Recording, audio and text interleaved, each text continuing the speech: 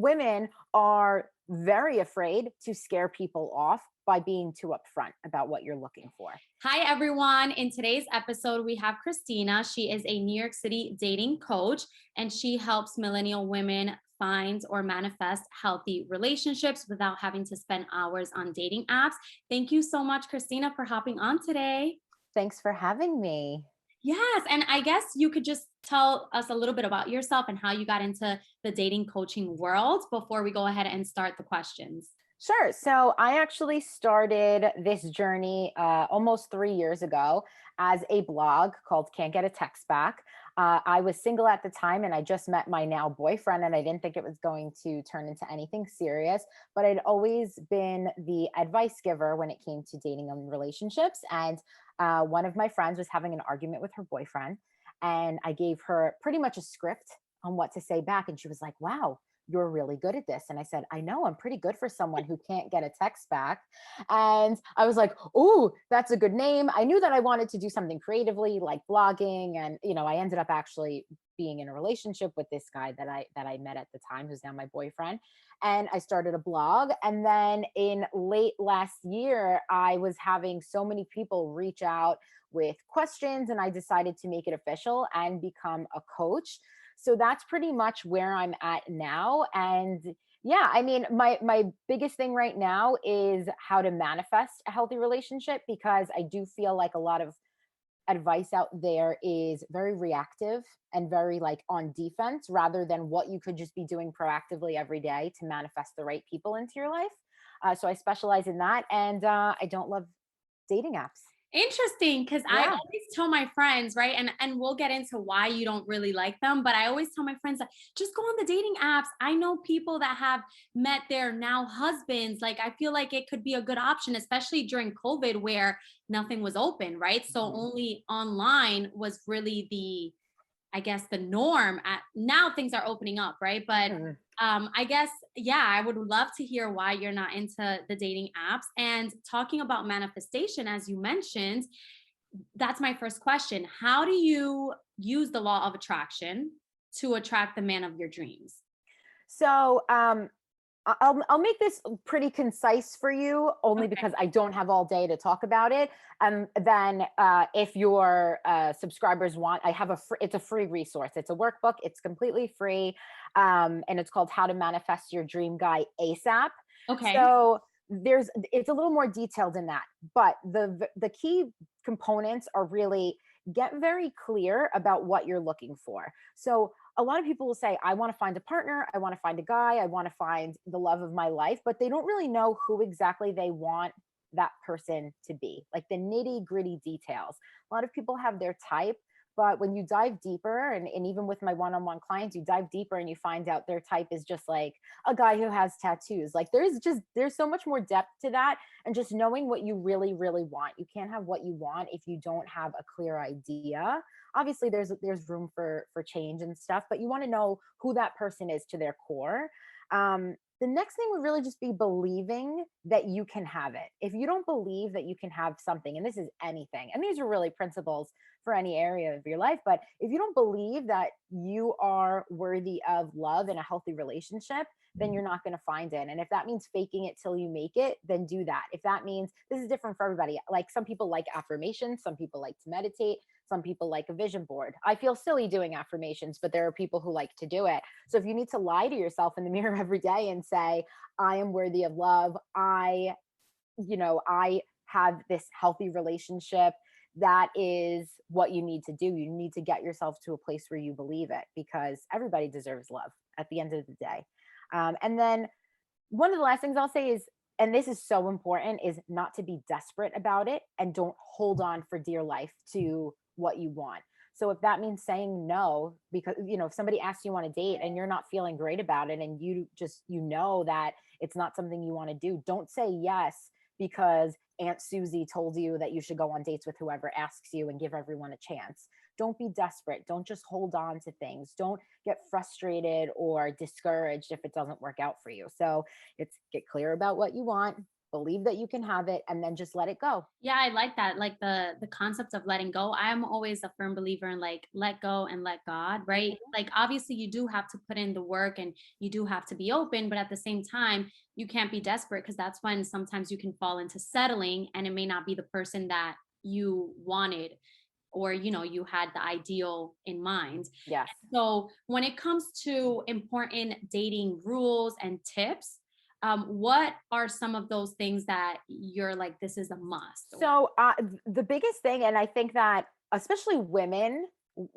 obviously this is like a very binary way of looking at it, and it's there's nuances, but women are very afraid to scare people off by being too upfront about what you're looking for. If you don't put out there what you're looking for, you can't be upset when somebody comes back and they're not looking for the same thing.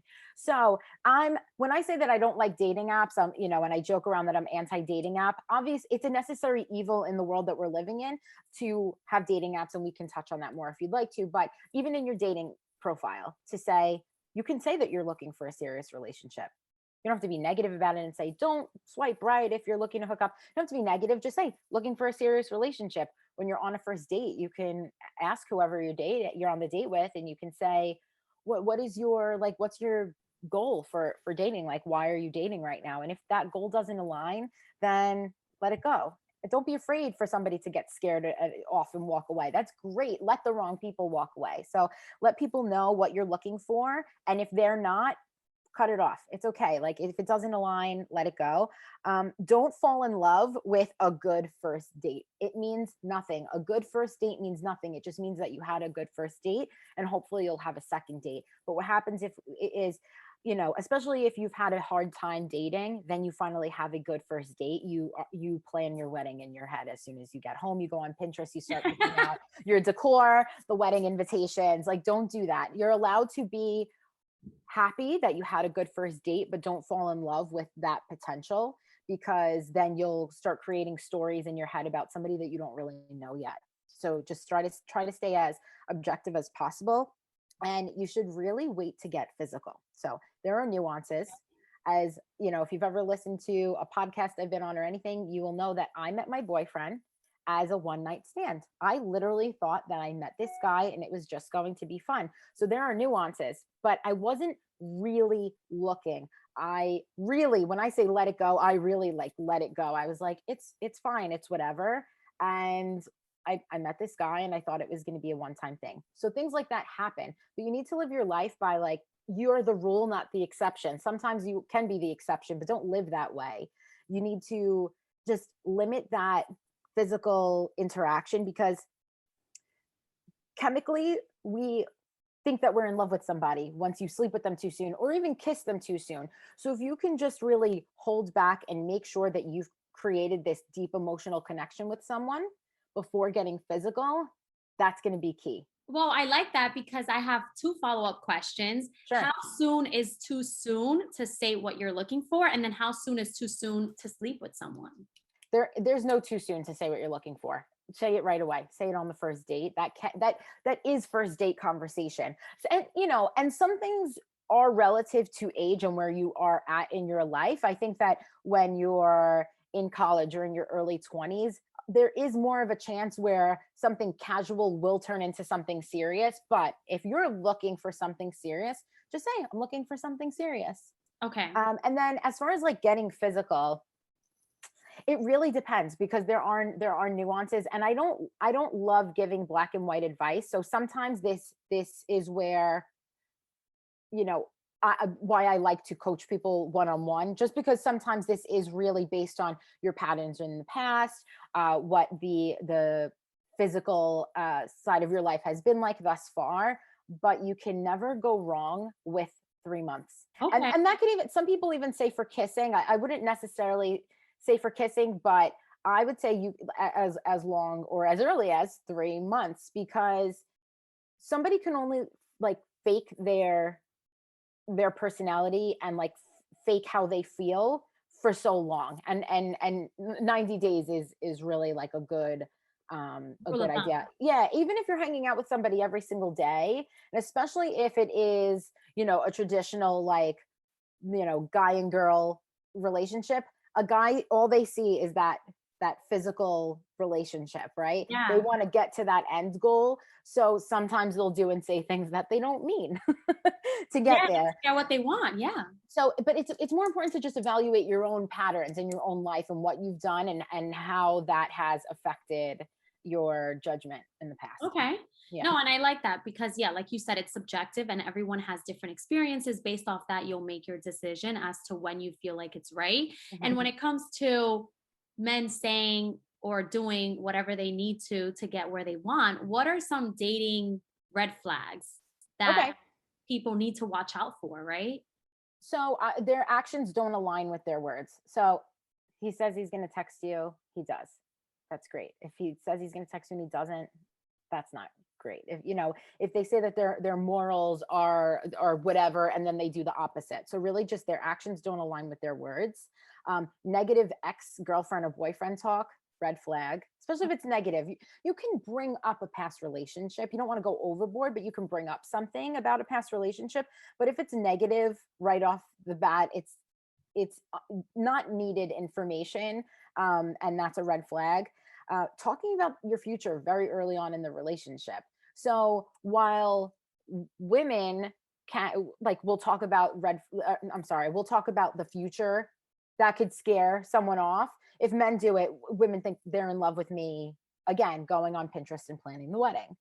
So, but if somebody's talking about your future very early on in the relationship, not I want to get married and have children, like as a general term, right? We're talking more like, yeah, I'm going to take you to Miami, and we're, this idea, which I think has become more prevalent, of love bombing. If somebody's love bombing you and just they're doing everything they can in a short period of time to talk about you and them in the future, that's a red flag.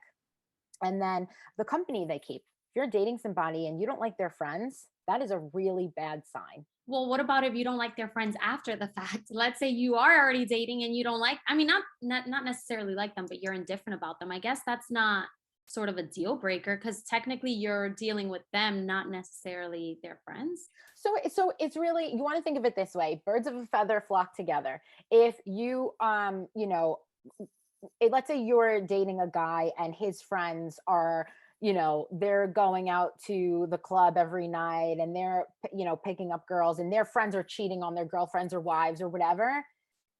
That's something that's a red flag. Does it always? Nothing is 100%, right? Like I said, you shouldn't be physical right away. I met my boyfriend in a one night stand.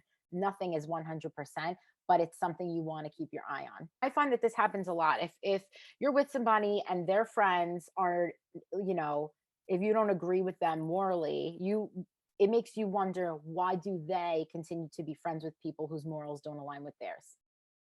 Yeah. Doesn't always mean, listen, some people are friends for their whole lives and you become family, and that, again, there's always an exception to the rule. But when you look at that rule of, you don't like their friends, and you don't trust their friends, listen to that and tune into that a little bit. Doesn't mean you have to cut it off right away, but tune in a little bit. No, yeah, that's good. I like Yeah. that you mentioned that, being mindful of that. And then when you talked about love bombing, I automatically thought to my next question, like, how do you control the pace, right? When dating, like 3 months, let's say, how do you control all of that and make sure that, you're doing it the right way? Limit your alcohol consumption. People get so drunk on dates. It's become like so normal to just get drunk on dates. Or I've even seen, I don't know if you scroll on TikTok at all, but like Yeah. girls pre-gaming for their dates. I mean, I like to have a good time, but limit the alcohol consumption so that you can stay very clear. So that would be one way. And don't cancel plans or rearrange your schedule to go on a date. If you have plans with a friend, or you have a workout class booked, or you have something in your schedule that's important to you and your routine, don't start shifting your life for somebody that you're on a date with. When you are in a deeply committed relationship with somebody and you need to make time for each other, that's different. But Yeah. don't start canceling plans and rearranging your schedule. So if that means that you're seeing someone and you've been on a couple of dates, and that means maybe you can't see them for 2 weeks because it just doesn't work out, then that's okay. It doesn't work out, and you'll see them when you see them. Don't again, that desperate energy to see somebody, you don't want to do that. And again, no intimacy until you're deeply connected. The intimacy, and even the kissing and the makeout sessions and all that stuff, it can really confuse you. That's how you kind of keep it level, and where you can be able to, think objectively and make the right choices. Yeah, I definitely think once like physical is involved, it's hard to think clearly, right? It's kind of like we're Mhm. all already blinded in a way. Yeah. And turn offs and turn ons. What are some of those when dating? So a lot of it is subjective. I mean, everybody has their own ticks, but um, these are more like common ones that I hear or that I've experienced myself. But turnoffs would be if you're out on a date, how they treat servers or anybody who's like wait staff, bartenders. That's a big indicator of the type of person that they are, and how they treat them. So if somebody is rude or dismissive, that's a big red flag right there. Um, Too much, if you're on a date, too much emphasis on either, and this could be guy or girl, anybody, too much emphasis on who's paying for the date. I think when you get really mixed up in that, it's such a hot topic of conversation. Um, if you're on a date, especially if you're a woman, you're on a date with a man and he offers to pay, say thank you and just let him pay. Like that's okay, as long as you're appreciative and you say thank you and you're not dismissive about it, that's fine. If you're on a date with a girl and she wants to pay and you don't really want to let her, just be like, no, I'd really like to treat you, and just like keep it moving. If somebody insists, you can let them pay for the tip, or you can say, let's have dessert somewhere. Like too much emphasis on that is a red flag. I think that people who get really caught up in that, it's like you're arguing on your first date already, so that's a really bad sign. And somebody who doesn't ask questions about you. There are a lot of people, they get caught up in talking about themselves and then they don't ask any questions, so that's a red flag. And then turn-ons, they know what they want. If they know what they want and they're very upfront about what they want, that's a big turn on. And then on the contrary, asks you questions. If somebody's interested in you and they want to know more about you, that's a huge turn on. And someone who keeps their word. So like I said before, if somebody says they're going to text you and they don't, that's a turn off. If they do what they say they're going to do, that's a turn on. Yeah. When you talked about turnoffs, Yeah. specifically the paying for the bill, I did have one question towards it. I guess for you or your opinion, would it be a deal breaker if the guy doesn't pay on the first date? I have mixed. I go back and forth with this. So because of how it's being talked about in society, uh, some guys now don't offer because they've been told or been led to believe that a girl is going to be offended if they just pay for it. However, I think rule of thumb: whoever is doing the asking and the pursuing is doing the paying.